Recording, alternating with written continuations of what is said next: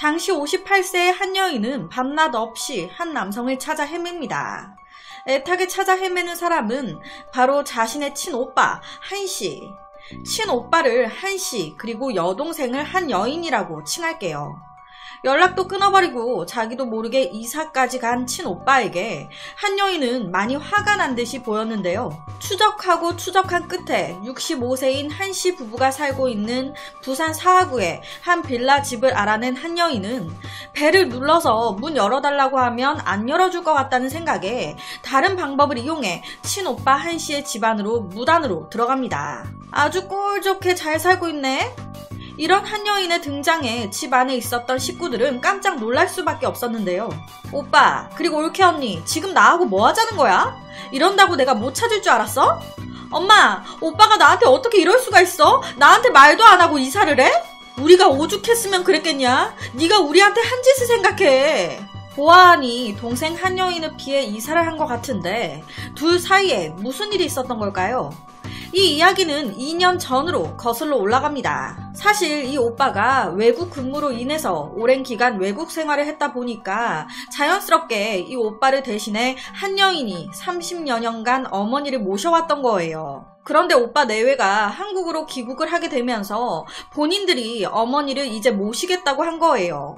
여동생 입장에서는 오랜 기간 정성 들여서 어머니를 모셔왔었기 때문에 오빠 내외에게 어머니를 맡기는 게 여러모로 여간 신경이 많이 쓰였던 거예요. 그런데 걱정과는 달리 이 며느리인 고여인은 80이 넘은 시어머니를 극진히도 모셨습니다.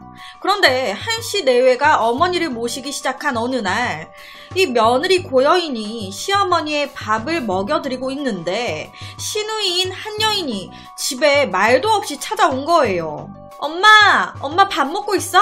그런데 이 시누이 한 여인이 봤을 때 이 며느리 고여인이 우리 엄마한테 준다고 차린 밥상이 마음에 안 드는 거예요. 올케, 우리 엄마 모시기 싫어요? 우리 엄마 당뇨 있는 거 모르냐고요? 아니 흰쌀밥을 드리면 어쩌자는 거예요? 뭘 그렇게 쳐다만 보고 있어요? 얼른 가서 빨리 현미밥 안 해오고. 이날뿐만이 아닌 하루가 멀다 하고 찾아와서 새언니한테 사사건건 다 트집을 잡는 거예요. 이건 뭐 시어머니가 따로 없는 거죠. 내가 진짜 시어머니한테도 안 당한 시집살이를 시누이한테 당하고 있어. 친정 엄마를 30년간 모셨을 정도니 한 여인의 효심도 여간 각별한 게 아니죠. 하지만 이렇게 참견하기 시작하면 오빠 내외도 편치만은 않았겠죠. 며느리 고여인에겐 80이 넘은 시어머니를 모시는 것보다 더 힘든 게 있었습니다. 또 불시에 찾아와서 집을 막 뒤지고 검사하는 거예요. 엄마가 쓰는 방을 막 뒤지다가 장롱 안에서 기저귀가 나왔네? 언니, 이게 뭐예요? 에? 뭐긴 뭐예요. 이거 어머니 기저귀인데? 기저귀인 거 몰라서 물어요? 우리 엄마는 피부가 약해서 면 기저귀 써야 된다고요. 와, 면 기저귀 빨아서 써라 이거예요. 고여인 입장에서는 기가 차잖아요. 아니 하루에 5-6개씩 써야 되는데 어떻게 면 기저귀를 씁니까? 이렇게 고여인이 말을 하면 시누이 한 여인은 그럼 나는 어떻게 할게요? 언니는 시어머니만 모시면 되지만 나는 애들 둘에 남편 뒷바라지까지 해가면서 모셨어요. 이거 싹 다 갖다 버려요. 명기저귀 쓰세요. 막무가내인 거예요. 실제로 이 한 여인은 자기 친정엄마한테 굉장히 잘했다고 해요. 그러다 보니 며느리 고여인에게 그 이상을 바라는 거예요. 이 한 여인이 매일 불시에 찾아와서 검사하듯이 하고 잔소리를 막 해대니까 결국 기저귀까지 면 기저귀로 바꾼 고여인은 매일 밤 시어머니 면 기저귀까지 손수, 손빨래까지 해야 하는 신세가 됐습니다. 이 고여인 나이가 젊은 나이가 아니었어요. 혼자 욕실에 앉아서 기저귀를 빨려고 하니 아니 지금 내가 60이 넘은 이 나이에 뭐 하는 짓인가 싶은 거예요. 시댁에서 쌓이는 모든 스트레스, 시누이에게 쌓이는 모든 스트레스 누구에게 풀겠습니까? 그대로 이 남편 한씨를 향하는 겁니다. 당신 어머니 거니까 당신이 빨아. 뭐 딸도 했고 며느리도 했는데 아들이라고 못할 건 없잖아요. 그러다 보니 결국 아내 고여인 대신 어머니의 면 기저귀를 이 아들 한씨가 직접 손빨래하게 되는데요. 이게 한두 번이지 힘들잖아요. 누구 하나 편할 날이 없으니 이것도 못할 짓이죠. 날이 갈수록 더해만 가는 여동생의 참견에 결국 한씨 부부는 몰래 이사까지 하게 됩니다. 하지만 여기까지만 들어보셔도 이 한 여인이 보통 여자입니까? 끝까지 추적해서 찾아온 거예요. 이 오빠 한씨는 동생 한 여인한테 네가 생트집 잡으면서 참견만 안 했어도 이렇게까진 안 했어. 참견? 엄마를 오빠가 모신다고 데려가서 고생만 시키는데 내가 참견 안 하게 생겼어? 너 왜 그러냐 진짜. 네가 그동안 엄마 모셨다고 유세 떠는 거야 지금? 솔직히 아무리 딸이어도 나이든 어머니를 30년간 모신다는 게 말처럼 쉬운 일은 아니잖아요. 대단한 일이죠. 그만큼 사실 쌓인 것도 많았을 겁니다. 이렇게 오빠와 여동생 사이에 어머니를 봉양하는 것에 대해 트러블이 생기기 시작하니까 이 한씨, 야, 너 그냥 이럴 거면 네가 어머니 다시 모셔. 이렇게 된 거예요. 그런데 이 딸 한여인은 내가 왜? 내가 이때까지 30년 동안이나 모셨어. 이렇게 나오니 당연히 이 오빠는 그러면 너 앞으로 우리가 모시는 거에 대해서 참견하지 말고 다시는 나타나지 마. 너 때문에 내가 더 못 모시겠어. 내가 알아서 잘 모실 테니까 다시는 오지 마. 한씨 입장에서는 나름 어머니를 신경 써서 열심히 모시고 있는데 여동생이 일을 못마땅해 하면서 간섭을 하니까 극심한 스트레스를 받았겠죠. 이 남매는 어머니의 봉양 문제로 자주 다투게 됐고 급기야는 오빠가 여동생을 문전박대하는 등 극한의 갈등 상황까지 이어집니다. 그렇게 일주일 후 2012년 5월 10일 아침 느닷없이 구급차 한 대가 이 한씨의 집 앞에 도착했습니다. 고령의 어머니에게 무슨 문제가 생긴 걸까요? 놀랍게도 집 마당에 쓰러져 있는 사람은 시누이와 올케, 피로 얼굴이 엉망인 상태였습니다. 그런데 이뿐만이 아닌 집 안에도 난리가 난 거예요.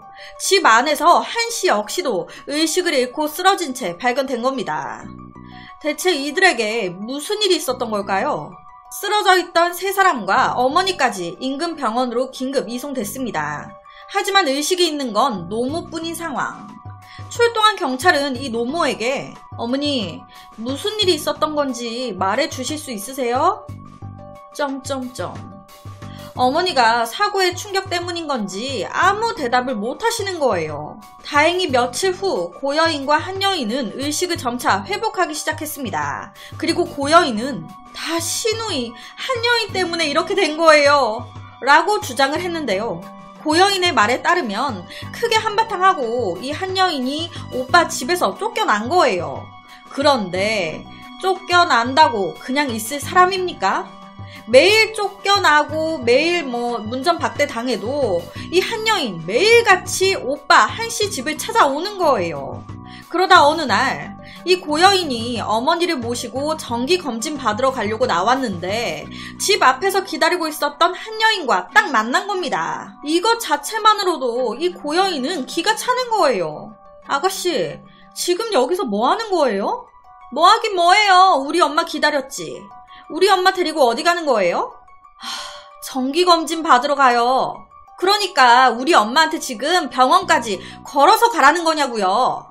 저 큰 길가에서 택시 탈 거예요. 그러니까 우리 엄마한테 지금 저 큰 길까지 걸어서 가라고 하는 거냐고요. 어버요. 이 말도 안 되는.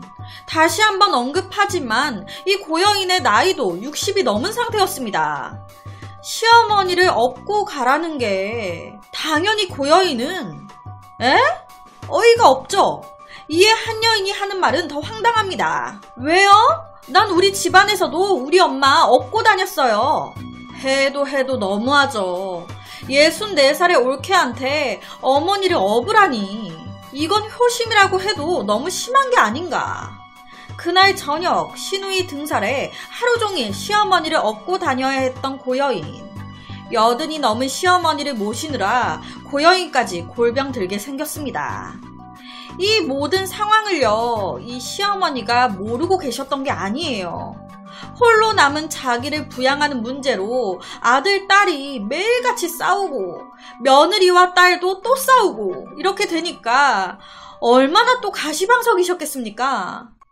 내가 얼른 가야 되는데 내가 이렇게 늙어 자식들에게 보탬도 못 되고 집만 되고 내가 얼른 죽어야 되는데 자식들에게 집만 되자 어머니는 미안하다 보니 혼자 이런 가슴 아픈 생각을 많이 하시게 됐겠죠. 이런 어머니의 상태를 또 며느리 고여인 역시 알고 있었기에 시누이 한 여인의 행동이 진짜 열받고 시어머니를 모시는 게 너무 힘들었지만 시어머니에게 더욱더 잘하려고 노력을 했습니다. 이 남편 한씨 또한 너무 속이 상하는 거예요. 여동생 저 한 여인 저것만 좀 잠잠해도 어머니 모시는 게 한결 수월해질 것 같은데. 그래서 더욱더 고여인한테 미안한 겁니다. 여보, 힘들지?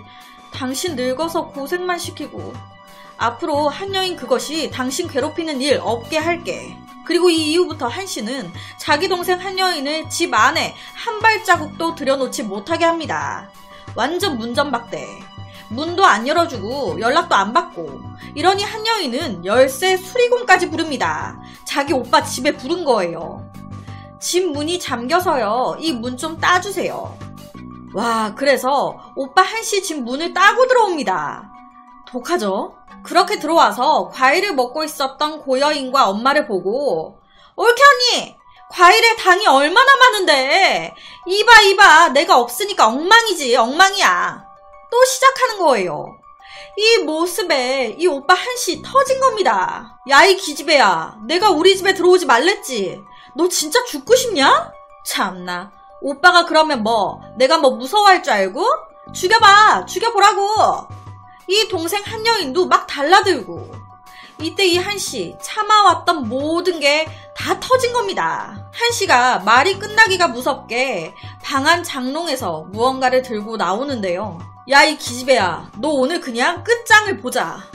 그리고 다짜고짜 들고 나온 무언가를 여동생 한 여인 얼굴에 뿌려버립니다. 오빠 한씨가 동생 한 여인에게 뿌린 건 다름 아닌 황산이 들어있는 액체였습니다. 황산을 맞은 한 여인의 얼굴은 피범벅이 되기 시작했고 소리를 막 지르면서 고통스러워하니까 놀란 이 아내 고여인이 남편을 말렸는데 이 과정에서 고여인 또한 황산을 맞는 봉변을 당한 겁니다.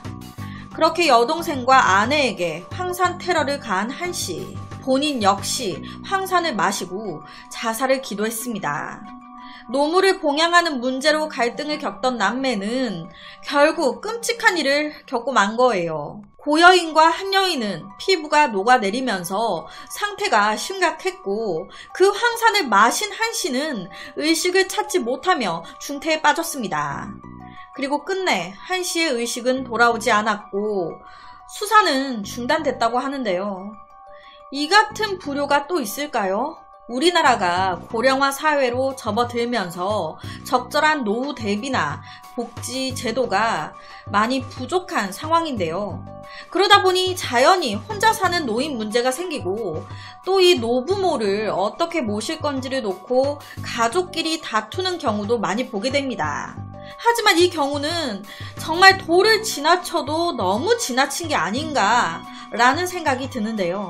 정말 이보다 더한 불효가 있을까요? 그래서 오늘은 부산에서 벌어진 한 남매의 막장 싸움에 대한 이야기를 가지고 왔습니다.